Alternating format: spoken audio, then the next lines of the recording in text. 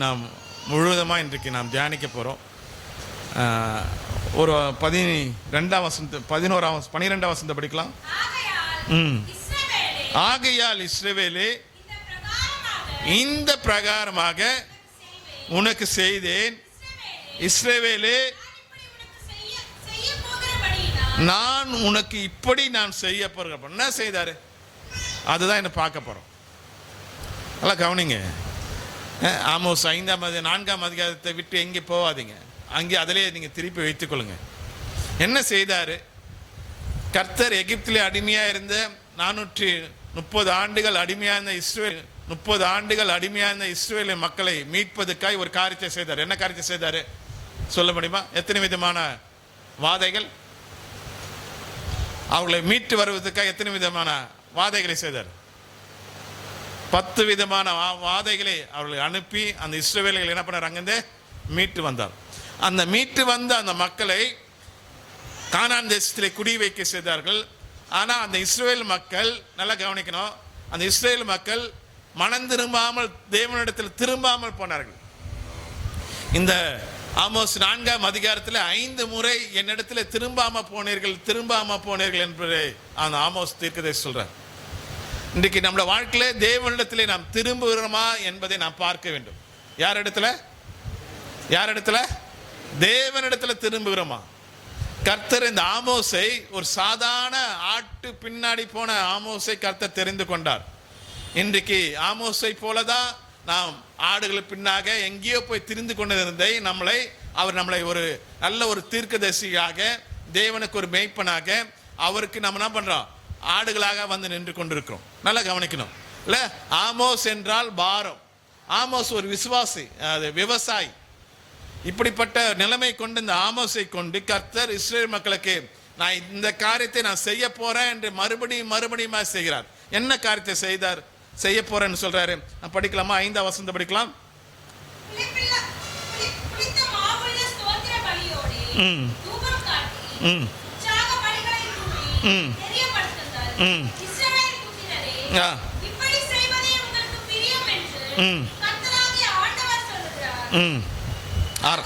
ஆகையால்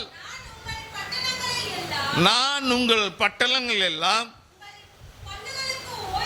நான் உங்கள் பல்லுகளுக்கு ஓய்வையும், உங்கள் ஸ்தலங்களில் எல்லாம் அப்போ குறைவையும் கட்டளையிட்டேன். ஆகிலும் நல்லா கவனிக்கணும். முதல் என்ன செய்தாருன்னு கேட்டீங்கன்னா, அவரிடத்துல என்ன பண்ண, பல்லுகளுக்கு என்ன பண்ணார் அவரு? ஓய்வு. என்னது? அப்ப சாப்பிடறதுக்கு எதுவுமே இல்லாத இல்ல, வீட்டில் எதுனா ஸ்நாக்ஸ் இருந்தால் சாப்பிட்டு இருக்கல, அது கூட இல்லாத பண்ணியிருக்கார். நல்லா கவனிக்கணும் நான் என்ன சொல்ல வரேன்னு. இல்லை, 2வது என்ன பண்ணாரு? அப்ப குறைவு. இவ்வளவு பஞ்சத்தை உண்டாக்கினும் ஆனா என்ன பண்ணலாம்? அவங்க யார் இடத்துல திரும்பல? யார் இடத்துல? கர்த்தர் இடத்துல திரும்பாமல் போனார்கள். எல்லாரும் படிக்கலாம், ஆளுக்கு ஒரு வசனம் படிக்கலாம். இல்ல, 2வது, முதல் பஞ்சத்தை உண்டாக்கினார், அப்போ குறைவை உண்டாக்கினார்கள். ஆனால் அவர்கள் யார் இடத்துல போல? கர்த்தர் இடத்துல திரும்பாம போனார்கள். 2வதாக 7ஆம் வசனம் படிக்கலாமா? இருமா, வேற ஒருத்தர் படிக்கலாம். 7, 8 படிக்கலாம். 7.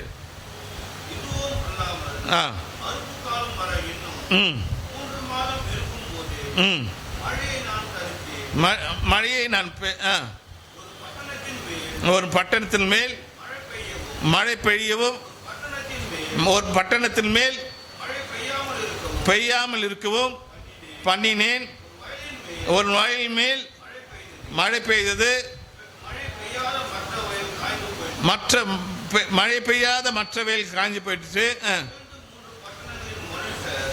2-3 பட்டணங்களில் மனுஷர் தண்ணீர் குடிக்க ஒரே பட்டணத்துக்கு போய் அலைந்து தாகம் தீர்த்து கொள்ளவில்லை. ஆகிலும் நீங்கள் என்ன இடத்துல பண்ணல? நல்லா கவனிக்கணும். முதல்ல சாப்பாட்டு குறை உண்டாக்குறார். 2வது என்ன குறை? தண்ணீர். மழையை உருவாக்க அவரால், உண்டாக்க அவரால் முடியும். அவரால் என்ன பண்ண முடியும்? அந்த 7ஆம் வசனம் 8ஆம் வசனம் சொல்லு, அது என்ன பண்ணார்? அவரே தடுக்கவும் முடியும். நல்லா புரிஞ்சுக்கணும். ஏன் இதை சொல்ற வரேன்ட்டு இல்லை, முதல் சாப்பாட்டு குறைவு, ரெண்டாவது தண்ணீர் பஞ்சம், மூன்றாவது படிக்கலாமா? 9ஆம் வசனம் படிக்கலாம். 8ஆம் வசனம் படிக்கலாம். 8ஆம் வசனம் படிக்கலாம்.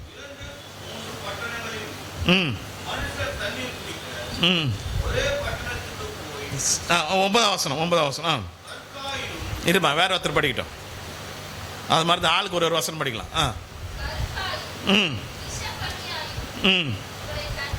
உங்களை தண்டித்தேன்,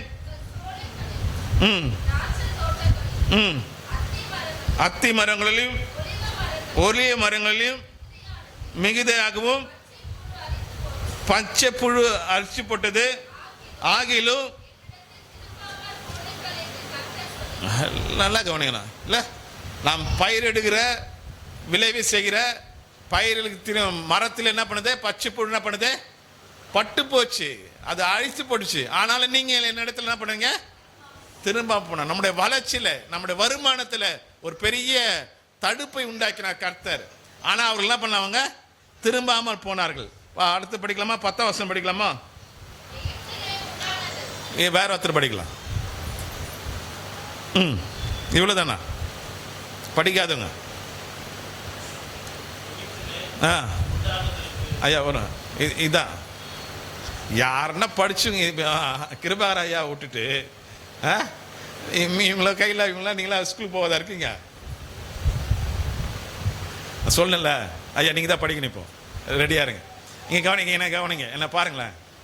கடவுள் ஆமோஸ் வந்து ஒரு ஆடு மேய்த்திருந்தான். ஆட்டு பின்னாடி போனான். அவனை கொண்டு ஒரு தீர்க்கதரிசியை கொண்டாரு. ரெண்டாவது இந்த ஆமோஸ் திக்க வாயும், என்ன போல திக்க வாயும் உள்ளவன். அவனை என்ன பண்ணுற, ஒரு தீர்க்கதரிசியா மாற்றாரு. நீங்கள் படிக்கலைன்னா தெருவில் இருந்து யாருன்னா வயசானவங்களை கொண்டு வருவார். இப்போ படிங்க ஐயா.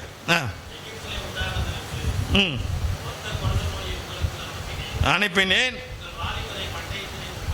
உங்கள் வாலிபரை பட்டயத்திலே உங்கள் குதிரைகளை அழித்து போட்டேன்.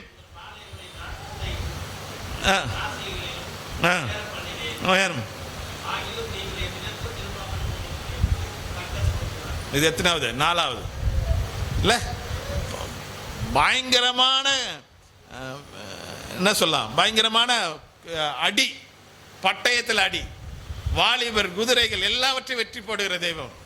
ஆனால் அவர்கள் என்ன பண்ணல, இதை யார் செய்கிறார் என்று என்ன பண்ணல, அவங்க கவனிக்காம போயிட்டாங்க. என்ன புரியுது நான் சொல்றது? புரியுது உங்களுக்கு? அது யார் செய்கிறான் அந்த தேவனிடத்தில் அவர்கள் திரும்பாம போனார்கள். 5ஆவதாக படிக்கலாம். 11ஆம் வசனம் படிங்க. வேற ஒருத்தர்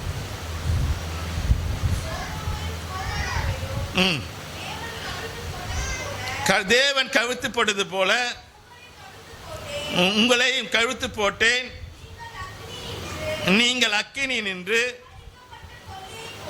அழிக்கப்பட்ட பறிக்கப்பட்ட கொள்ளையை போல இருந்தீர்கள். ஆகிலும் நீங்கள் என்னிடத்துல 5 பேர் படிச்சாங்க. கர்த்தர் 5 விதமான காரியத்தை செய்கிறார். நல்லா கவனிக்கணும். நான் இப்போ ஏன் சொல்றேன்னா, நம்முடைய வாழ்க்கையில் நடக்கிற, நல்லா பாருங்க, என்ன பாருங்க, இப்போ நம்முடைய வாழ்க்கையில் நடக்கிற ஒவ்வொரு விஷயத்திலும் தேவன் ஏதோ ஒரு நோக்கத்துக்காக அவர் செய்கிறார். ஆமென். அதுதான் அங்கு இஸ்ரேல் மக்களுக்கு செய்தார். ஏன் பவி படிச்சது போல கொள்ளை நோய், அந்த பஞ்சம் ஏன் வந்தது, அப்பத்தின் பஞ்சம் வந்தது. 2வது படிக்கும்போது ஏன் தண்ணீரினால பஞ்சம் வந்தது. 3வது படிக்கும்போது ஏன் எல்லாரும் வாலிபர்கள் குதிரைகள் எல்லாம் வெற்றப்பட்டார்கள். 4வதாக நமக்கு பயிரிடுகின்ற அந்த திராட்சை தோட்டங்கள் வயல்நிலைகள் எல்லாம் பச்சைப்பு ஏன் பட்டி போட்டது. ஏன் 5வதாக அந்த சோதம் குமரை போல அக்கினினால் எரிக்கப்பட்டது என்றால், நாம் அவர் செய்கிற ஒவ்வொரு காரியத்திலும் நாம் தேவனிடத்தில் திரும்புகிறோமா என்பதை அவர் பார்க்கிறார்.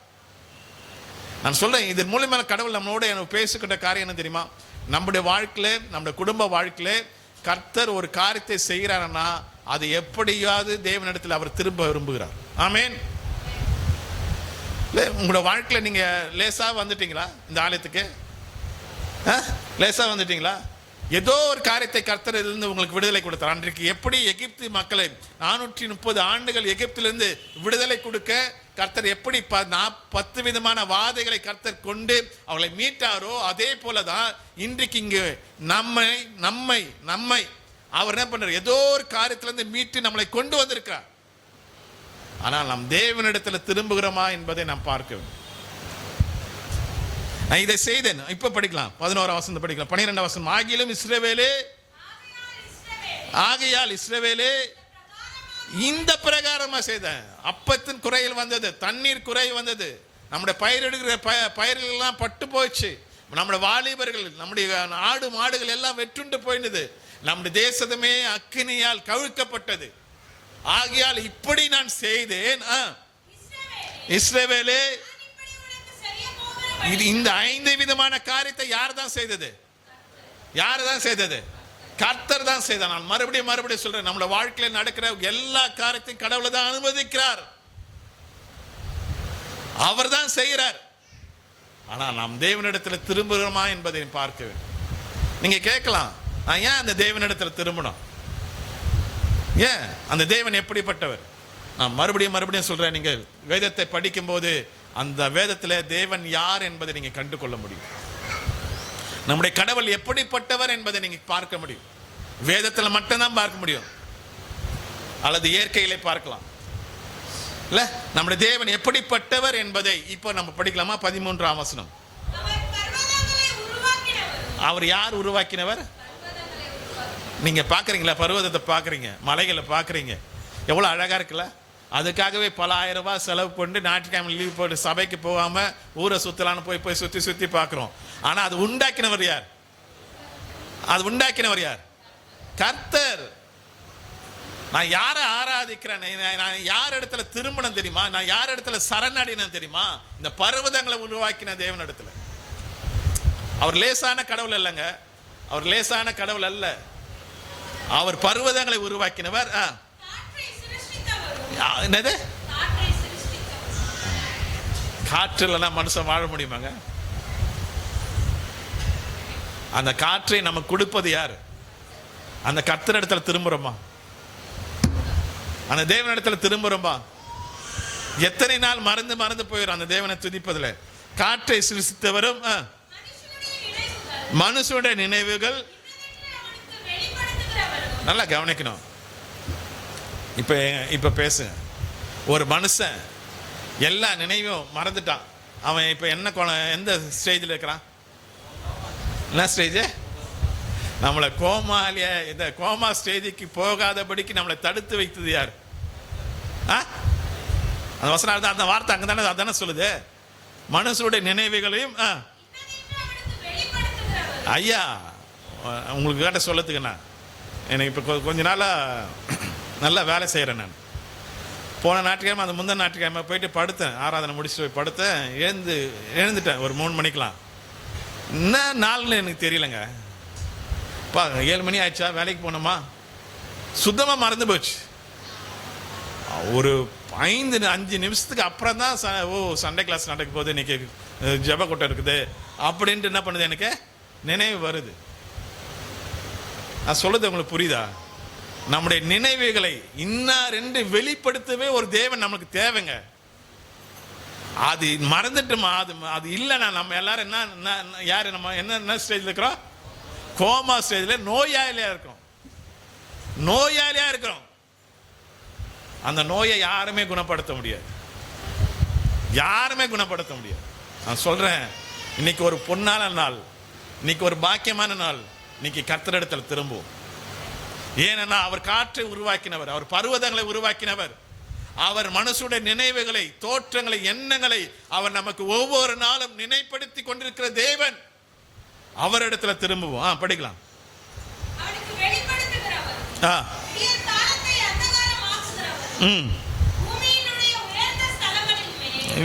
இல்ல, விடிய காலத்தில் இல்ல, நல்லா கவனிக்கணும்.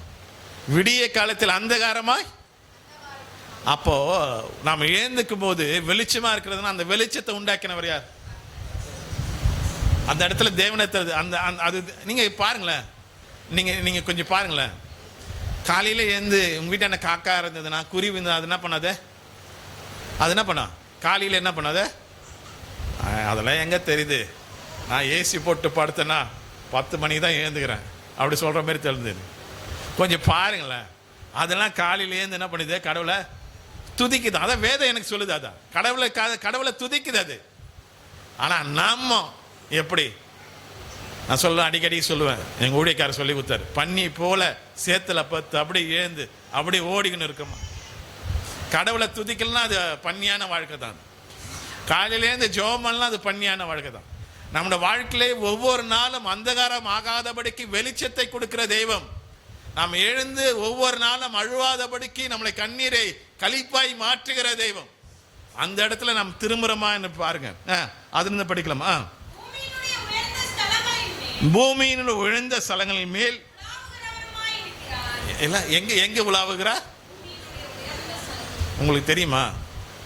நம்ம ஊர்ல இருக்கிற அங்காள பரமேஸ்வரிய கொஞ்சம் அப்படி தள்ளி பீகாருக்கு போனா கிடைக்காது.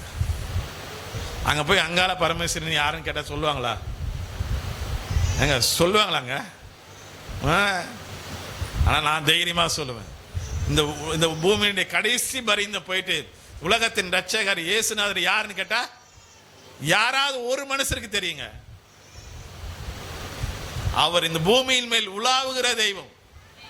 அவர் மற்ற தெய்வத்தை போல அல்ல. அவரு நான் எங்க அப்பா அம்மா வணங்கின தெய்வம் இந்த செம்மஞ்சேரிக்கு மட்டும் தான் தெய்வம், அல்லது மிஞ்சி போனா காஞ்சி தமிழ்நாட்டுக்கு மட்டும் தான் தெய்வம். ஆனா நான் அறிவிக்கிற, நான் பேசிக் கொண்டிருக்க தெய்வம் உலகம் முழுவதுமாய் உலாவிக் கொண்டிருக்கிற தெய்வம், பூமியின் மேல் உலாவிக் கொண்டிருக்கிற தெய்வம். நான் சொல்றேன், அந்த தேவனிடத்துல திரும்புறோமா என்பதை பாருங்க. திரும்புறீங்களா? திரும்பி இருக்கிறீங்களா? எவ்வளவு நம்முடைய வாழ்க்கையில கொள்ளை நோய் வந்தது, எவ்வளவு அப்பம் குறைச்சல் வந்தது, எவ்வளவு நம்முடைய வளர்ச்சி, நம்முடைய வருமானத்தை கர்த்தர் தடுத்து இருக்கிறார். இல்ல மீண்டும் நான் சொல்றேன், போன வாரத்துக்கு முந்தின வாரத்தில் நடந்த வெள்ளப்பெருக்கம் எத்தனை வந்தது. இதெல்லாம் பார்க்கும்போது ஐயோ, என் தேவன், என் படைத்த என் தேவனிடத்தில் நான் திரும்புறேனா என்று எப்பயாவது திரும்பி இருக்கிறீங்களா? திரும்புங்க. அவர் உங்க வாழ்க்கையில் பெரிய மாற்றத்தை கொண்டு வரும். இல்ல அவர் சொல்றாரு, இப்ப 12ஆம் வசனம் படிக்கலாம். ஆகையால் இஸ்ரவேலே இந்த பிரகாரமா உங்களுக்கு செய்தேன். இஸ்ரவேலே, நான் உனக்கு இப்படி செய்ய போகபடினால் யாரை சந்திக்கும்படி? உன் தேவனை சந்திக்கும்படி. உன் தேவனை சந்திக்கும்படி. பக்கத்தில் பார்த்து கேளுங்களா, சந்திக்க ஆயத்தமானு கேளுங்க. கேளுங்க கேளுங்க, கை கொடுத்து கேளுங்க. உன் தேவனை சந்திக்க ஆயத்தமானு கேளுங்களேன். ஆயத்தமா இருக்கிறனால ஒரு அல்லையா சொல்லுங்க பார்ப்போம். பொய் சொல்லாதீங்க. நேற்று ஆராதனை 5 மணிக்கு ஆராதனை, 8 பேர் தான் வந்தாங்க. இவ்வளோ பேர் வந்து உட்காந்து நிற்குங்க. ஆனால் நான் எங்கே போக போகிறேன்? தேவனை சந்திக்க. இன்னைக்கு தேவனை சந்திக்க என்ன பண்ண மனந்திருமுகள் பரலோக ராஜா, மனந்திருமுகள் பரலோக ராஜா. ஆமா, தேவனை சந்திக்க ஆயத்தமாக. யாக்கோபு ஆதியாகமம் 32ஆம் அதிகாரத்தில் யாக்கோபு தன் சகோதரனாகிய ஏசாவை சந்திக்க போறான். சந்திக்கும் போது யாக்கோப்புக்கு மிகப்பெரிய 4 பொண்டாட்டி, 12 பிள்ளைகள், ஆடு மாடுகள், குதிரைகள், ஒட்டகங்கள் இருக்கிறது. அவனை சுத்தி வேலைக்காரர்கள் இருக்காங்க. ஆனா தன்னுடைய சகோதரனை யாக்கோபு ஏசாவை சந்திக்க அவனுக்கு என்ன பண்ணுச்சு? ஒரு பெரிய பயம் வந்தது. அவன் முதல் செய்கிற காரியம் என்ன தெரியுமா? அவன் ஆடுகளை 200 ஆடு, 200 வெள்ளாட்டு கடைகள், 200 வெள்ளாட்டு கடை, 200 குட்டிகள் எல்லாத்தையும் 200 பிரிச்சு என்ன பண்றான்? தன்னுடைய சகோதரனாகி ஏசாவுக்கு என்ன பண்றாம அனுப்புறான். நல்லா கவனிங்க. என்ன பாருங்க, இந்த பொருளெல்லாம் நம்ம அண்ணன், நம்முடைய சகோதரன் திருப்தியாவி நம்மளை கொல்ல நினைச்ச சொன்னானே, சாவடிக்கிறேன்னு சொன்னானே, நம்மளை சாவடிக்காமல் நம்ம என்ன பண்ணலாமா திருப்தியாவன்னு சொல்லி எல்லாவற்றையும் அனுப்புறான். அவனுக்கு இருந்த அந்த பரிவாரணங்கள், அவனுக்கு இருந்த வேலைக்காரர்கள், அவனுக்கு இருந்த எல்லாவற்றையும் அனுப்புறான். ஆனா அப்படி அனுப்பிச்சும் ஏசாவுக்கு, யாக்கோப்புக்கு அந்த பயம் போல. அந்த ஏசாவை சந்திக்கிறதுக்கு அவனுக்கு என்ன பண்ணல? தைரியம் வரல. அவன் போறான். நீங்க ஆதியாகமம் 32ஆம் அதிகாரம் எடுங்க, 13ஆம் வசனம் படிக்கலாம். ஆதியாகமம் 32ஆம்.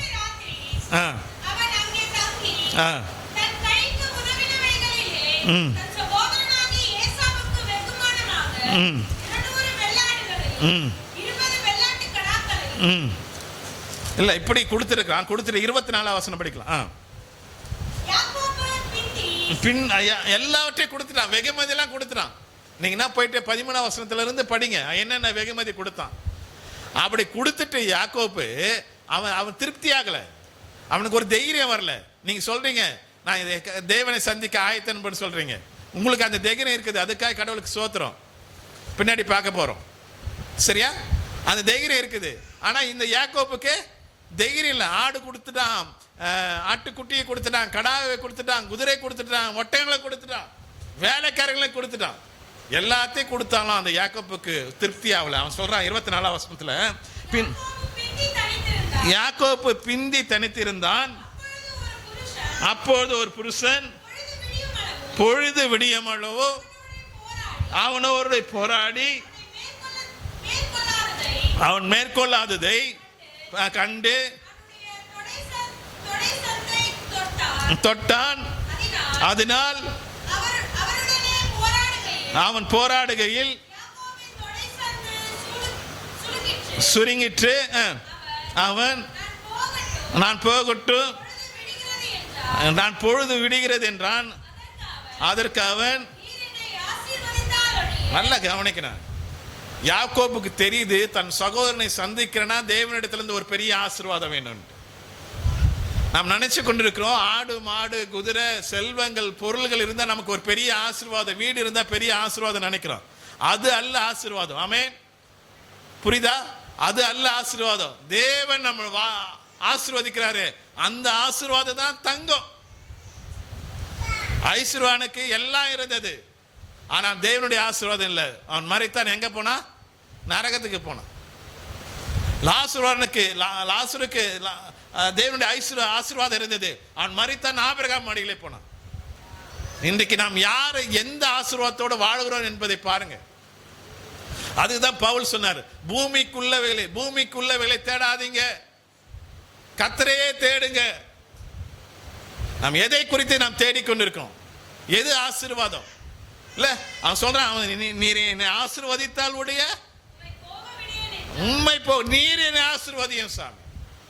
நான் என் சகோதரனை சந்திக்க போறேன், வேற எந்த ஒரு பிரச்சனை இல்லை. அவனுக்கு எதனா பிரச்சனை இருக்குதா? யாருன்னா சண்டை போட வந்துட்டாங்களா? அழுகுறான் உட்காந்து, எந்த பிரச்சனையும் இல்லைங்க. அவனுக்கு ஒரே பிரச்சனை, தன் சகோதரனை சந்திக்க போறான். இன்னைக்கு நாம் தேவனை சந்திக்க போறோம். ஆனால் சந்திக்கும் போகும்போது நாம் உலகத்தின் ஆசீர்வாதத்தோடு போறோமா, தேவனுடைய ஆசீர்வாதத்தோடு போறோமா? இல்ல, கொஞ்சம் யோசிங்க. இந்த உலகத்தினுடைய ஆசீர்வாதங்கள், இந்த உலகத்தினுடைய பொண்ணு பொருளும் எல்லாம் அக்கினி ஒரு நாளைக்கு வைக்கப்பட்டிருக்கிறது. ஆனால் தேவ ஆசீர்வாதம் நம்மளுக்கு தங்குமானால் நம் தைரியமாக தேவனை சந்திக்க ஆயத்தப்படுவோம். இல்ல, படிக்கலாம், படிச்சு முடிக்கலாம்.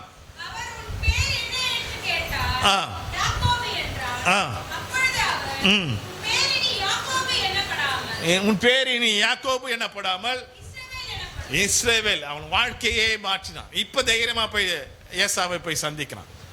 நான் சொல்றேன், நான் சங்கீதத்திலிருந்து சொல்லிக்கணும் வரேன், இன்றைக்கு ஒரு தீர்மானம் எடுங்க.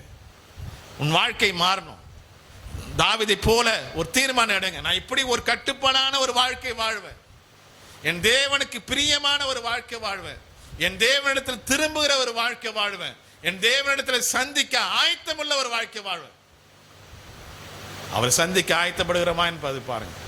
நீங்க நினைக்கலாம், நமக்கு இவ்வளவு பலம் இருக்கிறது, இவ்வளவு சத்து இருக்கிறது, இவ்வளவு பொருள் இருக்குது, இவ்வளவு பணம் இருக்குது, நான் தேவனிடத்துல போலான்ட்டு. அந்த பொருளும் அந்த சத்தமும் தேவனுக்கு முன்பாக அக்கினினால் நெரிக்கப்படும்.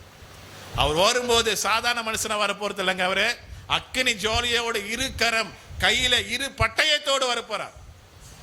ஒரு முறை வந்தாரு, அவர் ராஜாவாக, அவர் குமாரனாக, அன்பு செலுத்துற தெய்வமாக, அவர் மன உருக்கம் தெய்வமாக, அவர் மேல் எல்லாத்தையும் நேசிக்கிற தெய்வமாக, தன் இடத்துல வருவரை ஒருவனை புறம்பே தள்ளாத தெய்வமாக இந்த உலகத்துக்கு வந்த அந்த இயேசு கிறிஸ்து மறுபடியுமாய் வரப்போறாரு.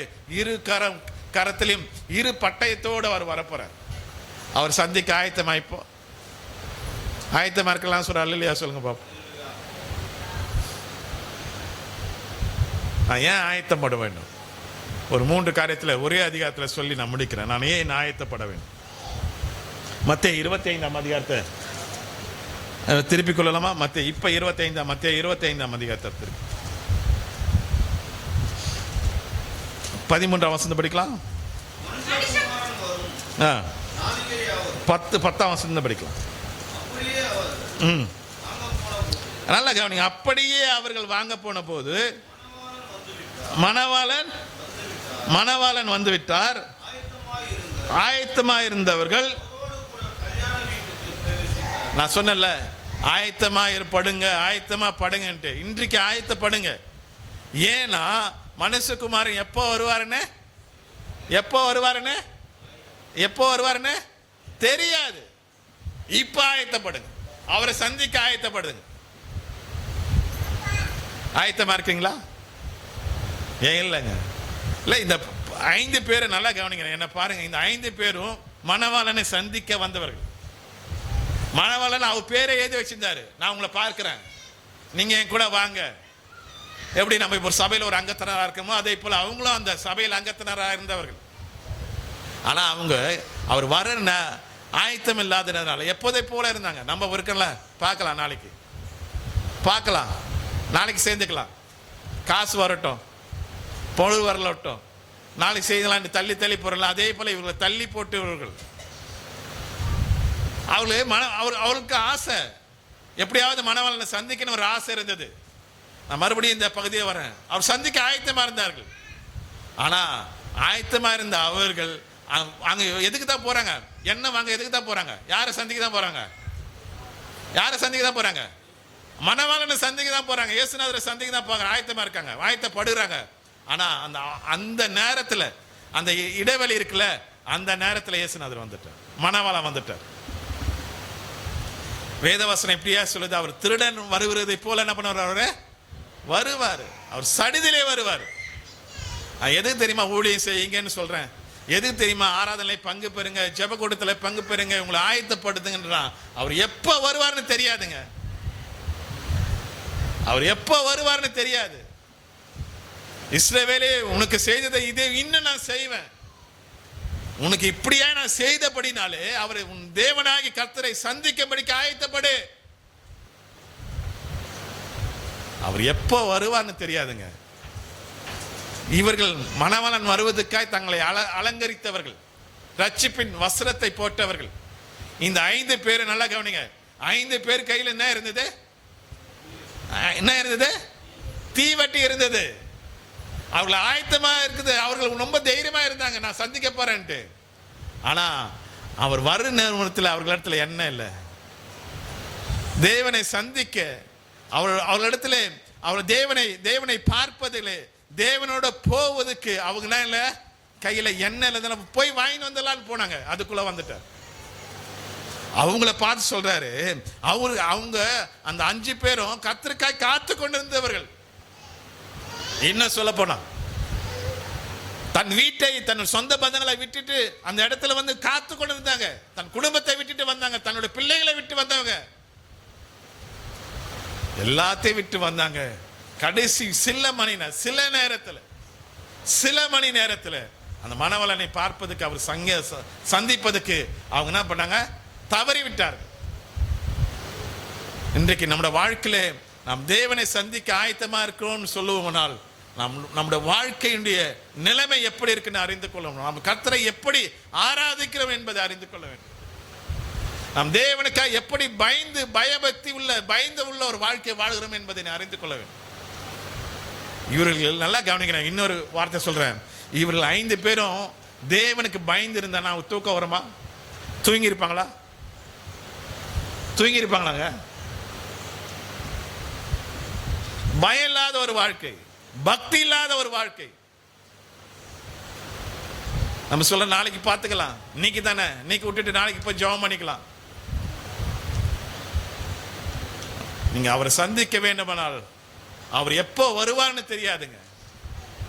அவர் சந்திக்க வேண்டுமானால் நாம் எப்போதுமே ஆயத்தமுள்ள மக்களாக இருக்க வேண்டும். இல்ல இப்ப படிங்க. 11 வசனம் படிக்கணும். மற்ற கன்னிகைகள் வந்து ஆண்டவரே நல்லா கவனிக்கணும். இவங்களுக்கு அந்த ரட்சகர் தெரியுதுங்க. அவங்க சொல்றாங்க ஆண்டவரேன்றாங்க. ஆண்டவர்னா யாரு? அரசாளுகிற தெய்வம், ஆண்டு நடத்துகிற தெய்வம். ஆனா அவர் சொல்றாரு 13 வசனம், இல்ல 12 வசனம், அதற்கு அவர் யாரு? ஐயா அவருக்காக வீட்டை விட்டு வந்தங்க, அவருக்காக தசமாக கொடுத்தங்கனால என்ன பார்க்குறீங்க?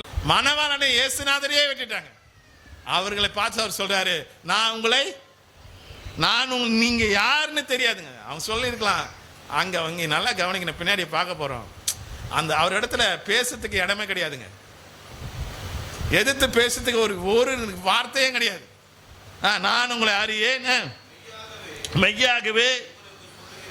மெய்யாகவே உங்களுக்கு சொல்லுகிறேன் என்றார். 13ஆம் வசனம்,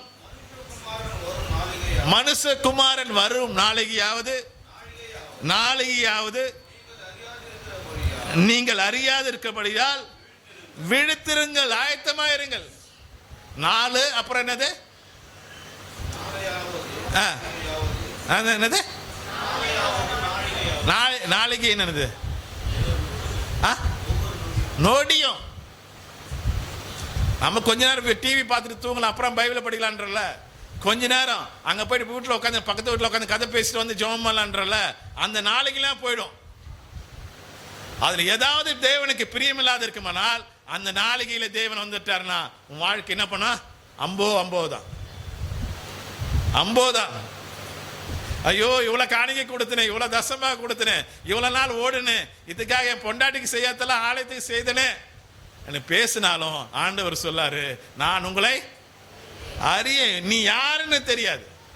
இப்போ நான் சொல்றேன், அவர் எப்போ வருவான்னு தெரியாது. அதனால இப்ப நீங்க பண்ணுங்க, ஆயத்தமா இருக்கு. 2வது படிக்கலாமா? மத்தேயு 25ஆம் அதிகாரம் 14 20 படிக்கலாம். படிச்சுட்டு 19ஆம் வசனம் படிக்கலாம்.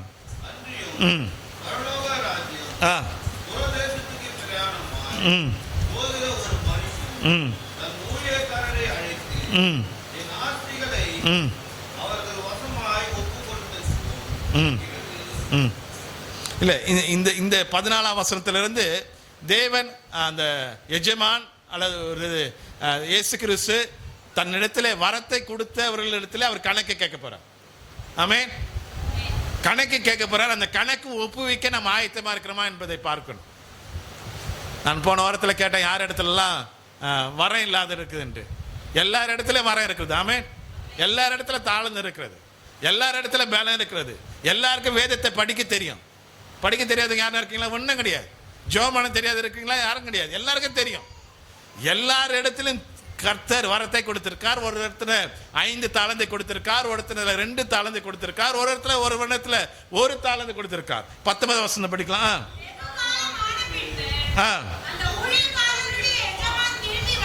திரும்பி வந்து என்ன கேட்டாரு? இப்போ நம்ம இடத்துல கணக்கு கேட்பாரா கேட்க மாட்டாரா? என்ன கணக்கு கேட்பாரு? ஆலயத்தில் போய் உக்காந்தியப்பா, ஆலயத்துக்கு வச்சுன உன்னை ஆலயத்தின் நடுவில் உட்கார வச்சுன, நீ என்ன செய்த கேட்பாரா கேட்க மாட்டாராங்க? கண்டிப்பாக கேட்க போற. என்ன பதில் சொல்ல போறேன் நம்ம? இல்லை சாமி, ஞாயிற்றுக்கிழமைனா ஆலயத்துக்கு போனேன், நான் ஜெபம் பண்ணேன், ஞாயிற்றுக்கிழமை எல்லாருக்கும் மத்தியில நான் ஜெபம் பண்ணுவேன், நான் பாட்டு பாடுவேன், நான் துதிப்பேன், எகிரி குதிச்சேன், அப்படி சொல்ல போறீங்களா? என்ன சொல்ல போறோம்? என்ன கணக்கு கொடுக்க போறோம்?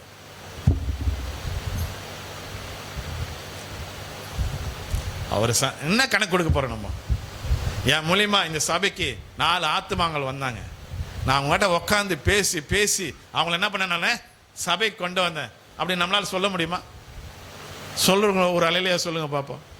ஒரு ஆமீன் தான் சொல்லுங்களேன். இல்ல, எப்படி என்ன கணக்கு கொடுக்க போறோம்? நான் சொல்றேன், மறுபடியும் சொல்றேன், கடவுள் நம்ம எல்லார் கையிலும் வரத்தை கொடுத்திருக்கார், தாளந்தை கொடுத்திருக்கார், எல்லார் கையில கொடுத்திருக்கார். அது 2ஆ இருக்கலாம், 5ஆ இருக்கலாம், அது 1ஆ இருக்கலாம். மற்ற நேரத்துக்கு போயிட்டு நல்லா கவனிங்க, என்ன பாருங்க, மற்ற நேரத்துல போயிட்டு உட்கார்ந்து இருக்கா, தேவனுடைய சமூகத்தில் உட்காருவதில், தேவனுடைய ஊழியத்தை செய்வதில் நாம் எவ்வளவு குறையற்றவர்களா இருக்கிறோம். மற்றவங்களை உற்சாகப்படுத்துவதில் நாம் எவ்வளவு குறைவுள்ளவர்களா இருக்கிறோம்.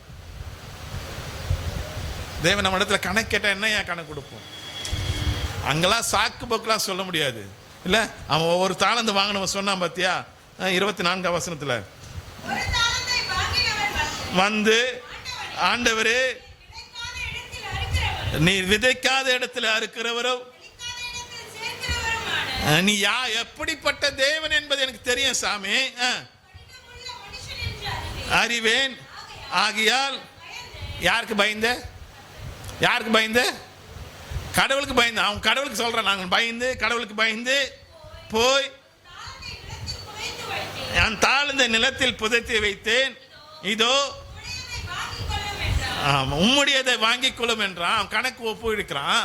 நீங்க சொல்லலாம், அப்பா நான் இப்படிலாம் இருந்த சாமி, இப்படிலாம் பயந்து இருந்த சாமி, இந்த காரியத்தெல்லாம் செய்த சாமின்னு சொல்லலாம். ஆனா தேவன் நம்மளை பார்த்து சொல்ற ஒரு வார்த்தை இந்த வார்த்தையா இருக்கக்கூடாது என்று என்னுடைய ஆசை. அவன் உட்கார்ந்து கொண்டிருக்கிற இங்க எல்லாரையும் பார்த்து இந்த வார்த்தையை தேவன் சொல்லக்கூடாது.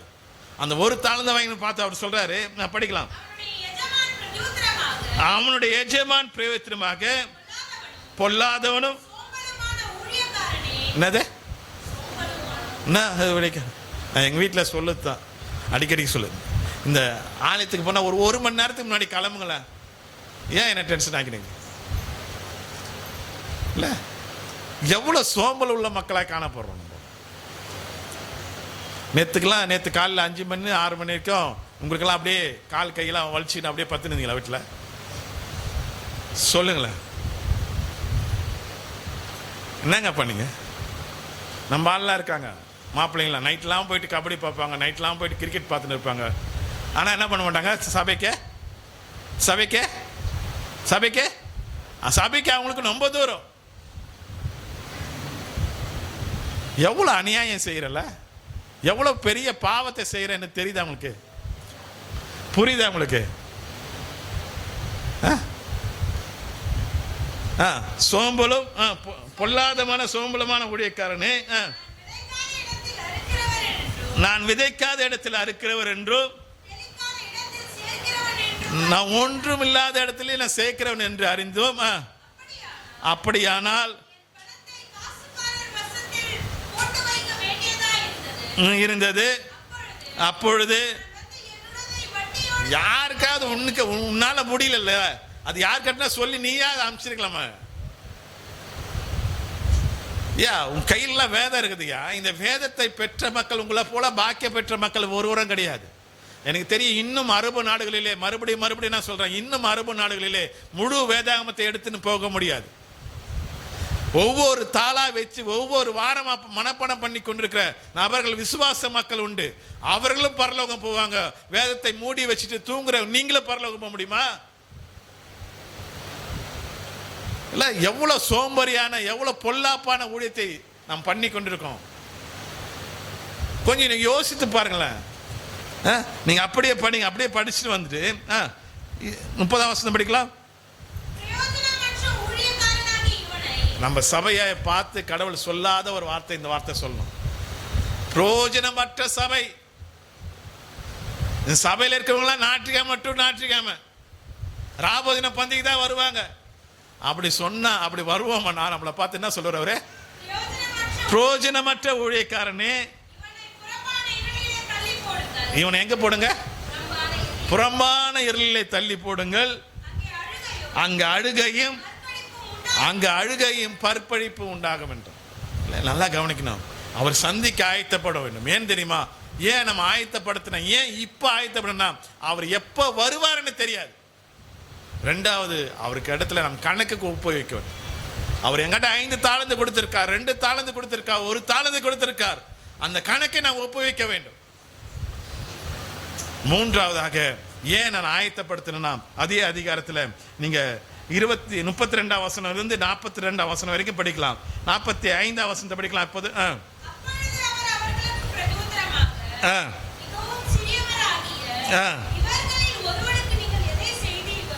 மிக சிறுவனாக இவர்களுக்கு நீங்கள் எதை செய்தீர்களோ அதை யாருக்கு செய்தீங்க? யாருக்கு செய்தீங்க? யாருக்கு? கர்த்தருக்கே செய்தீர்கள் என்றும் மெய்யாகவே உங்களுக்கு சொல்லுகிறேன் என்றால் அந்தபடி நித்திய ஆக்கினை அடையவும் நீதிமான்களோ நித்திய ஜீவனை அடையவும். இல்ல, இங்க ஒரு என்ன பண்றாரு? விசுவாச மக்களை 2 விதமாய் பிரிக்கிறார், நியாயத்தை இருக்கிறார். நான் சொல்றது உங்களுக்கு புரியுதா? அவர் என்னத்துக்கு போறாரு? நான் ஏன் தேவனை சந்திக்கிறேன்னு தெரியுமா? தேவனை சந்திக்க ஏன் நான் ஆயத்தப்படுத்தணும் தெரியுமா? அவர் நம்மளை நியாயத்தீர்க்க போறார். அவன் சொல்றான், சாமி நீ எப்ப சாப்பாடு இல்லாத இருந்த, எப்ப நீ வஸ்திரம் இல்லாத இருந்த, எப்ப நீ நோய்வாய்ப்பட்டு இருந்த, எப்ப மருத்துவமனையில் இருந்த, எப்ப உனக்கு காயப்பட்டது. அப்ப இயேசுநாதர் சொல்றாரு, இந்த சிறியர்களுக்கு எதை செய்தீர்களோ அது எனக்கு இது. அப்ப அங்கதாங்க மறந்துடாதீங்க, தேவன் சபையில வைத்திருக்க ஒரு பெரிய திட்டம் என்ன தெரியுமா? கர்த்தரை ஆராதிக்கிறது மட்டுமல்ல, வெளியே போய் நற்கிரிகளை செய்யணும்.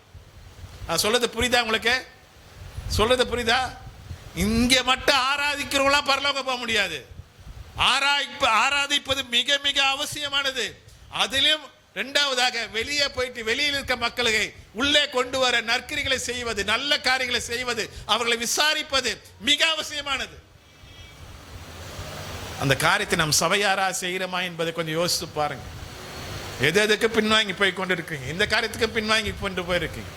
அவர் நியாயத்திற்கு வர போறாரு. நாங்கள் ஒரு சபையா எங்கெங்கே இருந்தீங்களா ஐயா, எங்கெங்கே ஓடிக்கொண்டு இருந்தீங்களா ஐயா, உங்களை நான் ஒரு சபையாய் ஒரு குடும்பமாய் வைத்துன்னு நீங்க என்ன செய்தீங்க? அப்படி நியாயத்திருக்க போறாரு. அந்த நியாயத்திற்குல சாமி நான் இதெல்லாம் செய்தேன்னு பேச முடியாதுங்க அவர்கிட்ட. நல்லா இப்போ கவனிங்க, நான் இந்த காரியத்தெல்லாம் செய்தேன் அப்படி இதுக்கெல்லாம் சாக்கு போக்கெல்லாம் சொல்ல முடியாது. எனக்கு கால் போயிடுச்சு இந்த நாளில், அதனால என்னால் வர முடியல, கைத்து வலி ஆயிடுச்சு, முதுகு வலி ஆயிடுச்சு, அதெல்லாம் அந்த சாக்கு போக்கெல்லாம் ஒரு இடத்துல சொல்ல முடியாது. அவர் நியாயாதிபதிங்க, நியாயத்தை மட்டும் தான் சொல்லுவார். நம்ம தேசத்தை நம்ம மாநிலத்தில் இருக்கிற நீதிபதி போல நம்ம கிட்ட வாதங்களை கேட்க மாட்டார். அவர் வாதங்களை கேட்பதுக்கு அவருக்கு ஒரு நேரமும் கிடையாது.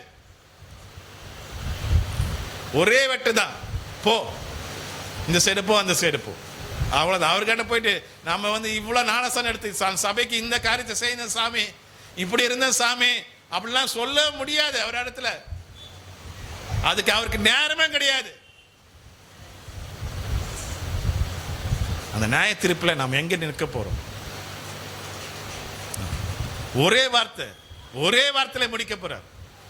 அவர்கள இரு கையிலும் இரு விதமான பட்டயம் இருக்க போது.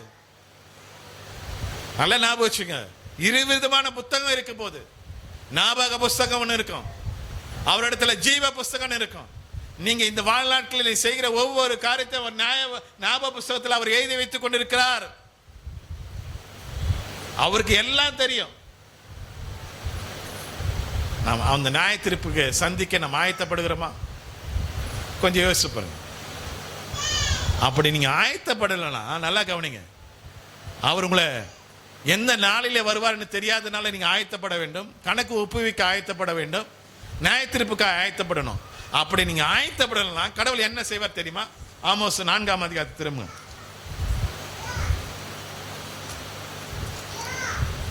1-2 படிக்கலாமா? சமாரியாவின் மலைகளில் உள்ள பாசானின் யார்கிட்ட பேசுறாரு? யார்கிட்டயா பேசுறாரு ஆமோஸ்? யார்கிட்ட? யாரு? நம்ம கேட்கலன்னா அவருக்கு தெரியுங்க. பைத்தியமானவர்களை அவர் என்ன பண்ணாரு கொண்டு உபதேசிக்க அவர் வல்லவராக இருக்கிறார். என்ன போல திக்கு வாய் உள்ளவன மனுஷனை எடுத்து அவர் பயன்படுத்த அவர் வல்லவராக இருக்கிறார். படிக்காத மக்களை அவர் பயன்படுத்த அவர் வல்லவராக இருக்கிறார். இந்த உலகத்தில் நாம் வாழ்ந்த உலகத்தில் நல்லா கவனிக்கணும். நாம் வாழ்ந்த நூற்றாண்டில் பெரிய பெரிய பிரசங்கியாரில் இருந்தாங்களா, பரிசுத்தவான்கள் இருந்தாங்களா, அவங்களாம் படிக்காதவங்க. அவங்கள தான் கர்த்தர் வல்லமையாய் பயன்படுத்தினார். நீங்க கேட்டு பாருங்க, நம்ம சென்னை பட்டணத்தில் இருந்த பரிசுத்தவான்களை கேட்டு பாருங்க, என்ன டிகிரி எந்த காலேஜில் படிச்சுன்னு கேட்டு பாருங்க. ஒரு காலேஜுக்கு போவாதுங்க. ஆனா அவங்க நடக்கும் போதோ அவங்க கை தொடும் போதோ கர்த்தர் பெரிய வல்லமையான காரியங்களை செய்தார். நான் சொல்றேன், இன்றைக்கு அவரை சந்திக்க நீங்க ஆயத்தப்படாம இருப்பீங்களானால் உங்களை தள்ளிட்டு அவர் மாடு போல திரிகிற மக்களை கொண்டு வர அவர் ஆயத்தமா இருக்கிறார். மாடுகளே, நீங்கள் இந்த வார்த்தைகளை கேளுங்கள், தரித்திரரை ஒடுக்கி எளியவரை நொறுக்கி அவர்களை எஜமான்களை நோக்கி இல்ல எளியவரை ஒடுக்கி தரித்திரரை ஒடுக்கிறமா இருக்கிறோமா? யாரை ஒடுக்கி கொண்டு இருக்கிறோம்? அவர் சந்திக்க மறுபடியும் சொல்றேன், அவர் சந்திக்க நம்ம ஆயத்தப்படலாம். கடவுள் என்ன செய்வார் என்பதை நீங்க பாருங்க. 2ஆம் வசனம் முக்கியமான வசனம். இதோ என்னது திருடன்? என்னது திருடன்? என்னதுயா? கொம்புன்னு சொல்ல முடியாது. அந்த திருடன் நடுவில் என்ன இருக்கும்? கத்தி இருக்கும். அதெல்லாம் அடிப்படாத மாதிரி பார்த்துக்கொள்ளுங்க. திருடனாலும் உன் பின் சந்ததியை என்னது நீங்க ஆயத்தமாகலனா, நல்லா கவனிங்க, நீங்க ஆயத்தப்படலனா உங்களை அந்த என்ன பண்ணாரு, அந்த தொரடு கத்தி இருக்குல்ல, அந்த தொரடினால உங்களை பிடிப்பாரு. பிடிச்சா நல்லா இருக்குமா? வீட்டில் வெட்டுற கத்தி விட அந்த தொரடு ரொம்ப ஷார்ப்பாக இருக்குங்க. உங்களுக்கு தெரியலன்னா வாங்க காமிக்கிறேன் நான். அவ்வளோதான், ஒரு டக்குன்னு ஒரு மரத்தையே வெட்டி போட்டுடலாம். அது போல உங்களை அறுத்து போடாத வரைக்கும் பார்த்துக்கொள்ளுங்க. ரெண்டாவது, ஏன் நான் சந்திக்க ஆயத்தம் பண்ண, உங்க சந்ததி, உன் சந்ததியை மீன் பிடிக்கிற இழுத்து கொண்டு போகும் நாட்கள் வரும் என்று அவர் தம்முடைய பரிசுத்தத்தை கொண்டு என்ன பண்ணிருக்கார், அவரு ஆணையிட்டு இருக்கிறார். அதனால நீங்க ஆயத்தப்படுங்க, அவர் இடத்துல திரும்புங்க. ஐயா, இன்றைக்கு அவர் இடத்துல திரும்புங்க. யோபின் நண்பன் சொல்றது போல நம்ம சொல்லலாமா?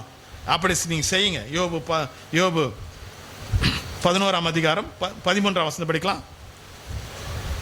யோபு 11:13.